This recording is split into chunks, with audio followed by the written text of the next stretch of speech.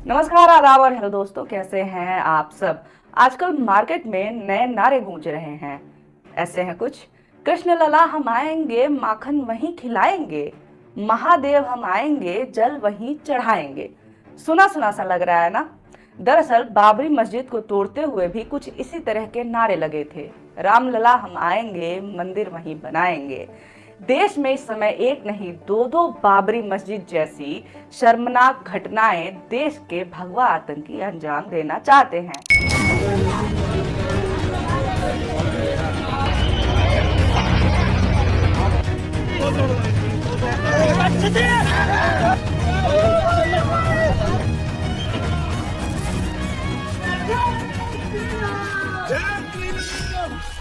इनकी नजर अब अयोध्या से हटकर बनारस के ज्ञानवापी मस्जिद और मथुरा के मस्जिद तक पहुंच चुकी है। जो तर्क बाबरी विध्वंस के समय दिए गए थे, वही तर्क इस समय दिए जा रहे हैं। भक्तों का खून उबल रहा है जब से एएसआई यानी कि आर्कियोलॉजिकल सर्वे ऑफ इंडिया ने ये कहा है कि ज्ञानवापी मस्जिद से मंदिर के अवशेष प्राप्त हुए हैं। अब इसके बाद जिस हिंदू का खून न खौला, खून नहीं वो पानी है कि नहीं। किसी दिन अगर भक्तों ने किताब उठा ली और उन्हें पता चल गया कि कितने हिंदू राजाओं ने बौद्ध स्थल तुड़वाए और उन पर मंदिर बनवाया, तब इनका क्या होगा।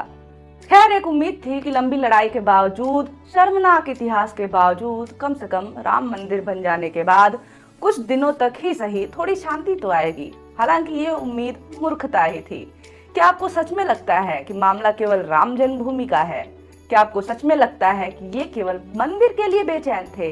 अरे अगर मंदिर बनवाना ही था और मंदिर बनवाना ही इनकी दिली इच्छा होती तो ये मस्जिदों और चर्चों में जाकर के भगवा झंडे थोड़ी ना लहराते।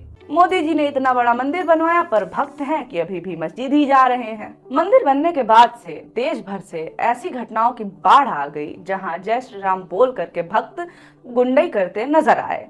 राम भक्त के वेश में इन दंगाइयों ने खूब उत्पात मचाया। कहीं मौलवी की पिटाई की और कहीं जय श्री राम बोलकर एक युवक को नंगा घुमाया और उसके गुप्तांगों को आग लगाने के भी वीडियो नजर आए। जय श्री राम, जय श्री राम। शोभा यात्रा के नाम पर जबरदस्त हुड़दंगी की गई और अगर किसी ने कुछ बोला तो उनके दुकान तोड़ दिए गए और उनके साथ मारपीट भी की गई। मुंबई के मीरा रोड पर 21 जनवरी को ऐसे ही हिंसा भड़कती है।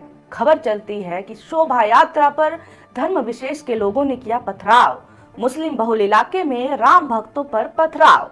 अगले दिन इन पत्थरबाजों पर कार्रवाई भी हो गई और उनके घरों पर सरकार ने बुलडोजर भी चलवा दिया। सत्ता प्रायोजित गुंडई का इससे बड़ा नमूना और कहां देखने को मिलेगा। वैसे भी महाराष्ट्र देश का हेड कैपिटल तो बन ही चुका है। खैर, इस पर विस्तार में बात फिर कभी और करेंगे, पर पहले ये समझ लेते हैं कि कैसे सत्ता के संरक्षण में पल रहे गुंडे राम भक्त कहला रहे हैं। राम भक्तों ने शोभा यात्रा निकाली। इस शोभा यात्रा में वो हुटिंग करते रहे, नारे लगाते रहे और बदतमीजी करते हुए ये यात्रा निकालते रहे। टोके जाने पर लड़ाई छिड़ गई, दोनों तरफ के लोग भड़क गए, लेकिन चुन चुन करके इसके बाद से भक्तों ने मुसलमानों के दुकानों पर पत्थरबाजी की थी। ये खबर आपको कहीं भी नहीं दिखाई गई होगी।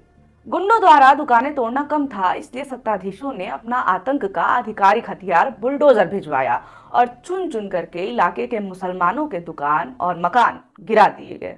हिंदू और मुस्लिम एफआईआर दोनों पक्षों ने कराया, पर एफआईआर पर कार्रवाई सिर्फ एक पक्ष की तरफ से हुई। गेस तो करिए आप, गेस तो आप कर ही सकते हैं कौन सा पक्ष होगा। जी हाँ, चुन चुन करके इलाके के मुसलमानों को हिरासत में लिया गया, लेकिन दुकानों में तोड़ फोड़ करने वाले भक्तों को किसी ने हाथ भी न लगाया। अरे राम राज्य में इतना तो चलता ही है। भक्त तो भक्त हैं, पर अब इससे पहले कि तटस्थ लोग ये कहें कि ये तो अपवाद है, आप प्राण प्रतिष्ठा के दिन को बदनाम मत करिए, तो चलिए देखते हैं कि अकेले 22 जनवरी को प्राण प्रतिष्ठा वाले दिन कितने अपवाद घटित हुए थे। यूपी के शाहजहांपुर में मस्जिद पर जबरदस्ती चढ़ करके भगवा झंडा लगाया गया। यूपी के संत कबीर नगर में शोभा यात्रा निकाली गई और ये शोभा यात्रा मस्जिद में घुसने लगी। इस दौरान भगवा झंडे और लाठियों के साथ भक्त बाहर हुड़दंग करते रहे। छत्तीसगढ़ में जय श्री राम कहते हुए इमाम को पीट पीट कर लहूलुहान कर दिया गया।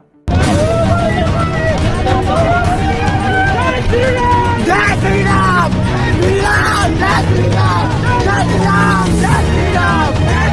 के एक मस्जिद के सामने भगवा झंडा लेकर के नारेबाजी की गई। लखनऊ में तो राम जी के स्वागत में माँ का जैसे गीत बजाए गए। जी हाँ, भक्तों ने ऐसे स्वागत किया था भगवान राम का। कानपुर में जय श्री राम के साथ मुल्लों की माँ का नारा लगाया गया। अब एएसआई का ये जो सर्वे है ज्ञान मापी वाला, वो इतने सही टाइम पर पब्लिक किया गया है कि मजा आ गया है। राम मंदिर का भी खुमार उतरने ही लगा था कि दूसरे मंदिर का मुद्दा लेकर के आया गया है। विश्व हिंदू परिषद ने तो मांग भी कर दी है कि ज्ञान मापी उन्हें सौंप दी जाए, क्योंकि कभी वो मंदिर था। कुल मिला के मामला इतना है कि इन्हें मतलब मंदिर से नहीं, नफरत से है। इन्हें एक बहाना चाहिए, बहाना मिलता नहीं है तो खुद बना लेते हैं। कैसे? उदाहरण से समझिए। कुछ दिन पहले राहुल सिंह नाम का करनी सेना का एक गौरक्षक गौ हत्या करते हुए पकड़ा गया। गौ हत्या क्यों कर रहा था? क्योंकि ये गाय काट करके मुसलमानों के खेतों में फेंक देता था और बदले में उन्हें प्रताड़ित करता था। अगर मुसलमान पैसे दे देते थे तो मामले को रफा दफा कर दिया जाता था। ये पहली बार नहीं है, पिछले कुछ सालों में ऐसे कई झूठे मामले बनाए गए सिर्फ और सिर्फ अल्पसंख्यकों को बदनाम करने के लिए, मुसलमानों के लिए नफरत को बनाने और मजबूत करने के लिए। और हाँ, ये भी देखिए, सरकार ने इसमें पूरा सहयोग किया है। पश्चिम बंगाल में मुर्शिदाबाद पुलिस ने भाजपा कार्यकर्ता और उसके 5 साथियों को ट्रेन पर पत्थरबाजी करने के आरोप में पकड़ा। ये भाजपाई लुंगी और जालीदार टोपी पहनकर मुसलमान बनकर पत्थरबाजी करते थे। सीएए एनआरसी विरोध प्रदर्शनों के दौरान भी ये मुस्लिम बनकर हिंसा भड़काने का काम किया करते थे। बंगलुरु में 5 भाजपा कार्यकर्ता मुस्लिम वोटरों के वोटर आईडी कार्ड चुराते हुए पकड़े गए। इन्होंने चुनाव अधिकारी बन करके मुस्लिम बहुल इलाकों में घर घर जाकर लोगों की जानकारियां इकट्ठी की और उनके वोटर आईडी कार्ड अपने पास रख लिए। कुछ दिनों पहले ही आपको याद होगा कि राम मंदिर को उड़ाने की और यूपी के सीएम योगी आदित्यनाथ को जान से मारने की धमकी दी गई थी। जुबैर खान और आलम अंसारी नाम से ये धमकी आई थी। मीडिया में बवाल मच गया। एसटीएफ ने 4 जनवरी को 2 लोगों को गिरफ्तार किया। एक का नाम ताहर सिंह निकला और दूसरे का नाम निकला ओम प्रकाश मिश्रा। इनके साथ ही देवेंद्र तिवारी को भी पकड़ा गया। ये लोग अपने राजनीतिक फायदे के लिए मुसलमान बनकर के मंदिर को उड़ाने की धमकी दे रहे थे। मिश्रा, सिंह, तिवारी सुन करके मीडिया का गुस्सा भी शांत हो गया और देश से आतंक का खतरा टल गया। इस समय बिना बात के मामले बनाए जा रहे हैं और कार्रवाई पहले ही कर दिया जा रहा है, जांच तो बाद में होती रहती है। पिछले साल आप देखिए, अदनान मंसूर नाम के एक 18 साल के लड़के को 5 महीने तक जेल में सड़ाया गया। उसके ऊपर शोभा यात्रा पर थूकने का आरोप लगा था। अब जाकर जिस गवाह के आधार पर अदनान को गिरफ्तार किया गया था, उस गवाह ने कहा है कि मैंने तो ऐसा कुछ देखा ही नहीं। यानी कि झूठे गवाह के दम पर झूठा केस बनाया गया। व्यक्तिगत जीवन, सामाजिक जीवन को बर्बाद करके, घरों को तोड़ करके जेल में सड़ाने के बाद कहा जा रहा है कि सबूत नहीं है। न्यूज चैनल पिछले साल बाकायदा वीडियो दिखा रहे थे जिसमें उन्हें थूक गिरती हुई नजर आ रही थी, उन्हें ही नजर आ रही थी, गोला बना करके वो दिखा रहे थे। अदनान के घर पर जब बैंड बाजा के साथ बुलडोजर चला, तब अमन चोपड़ा जैसे गोदी पत्रकार खुशी से फूले नहीं समा रहे थे। बिके हुए ये गोदी पत्रकार अपने मालिकों के लिए माहौल बनाने में लगे हुए हैं। 2024 के चुनाव जितने नजदीक आ रहे हैं, उतना ही ज्यादा सांप्रदायिक माहौल बनाया जा रहा है। देश भयावह कर्जे में है, उस पर कोई खबर नहीं है। हमारे सारे मित्र राष्ट्र दुश्मन हो गए हैं, उस पर कोई खबर नहीं है।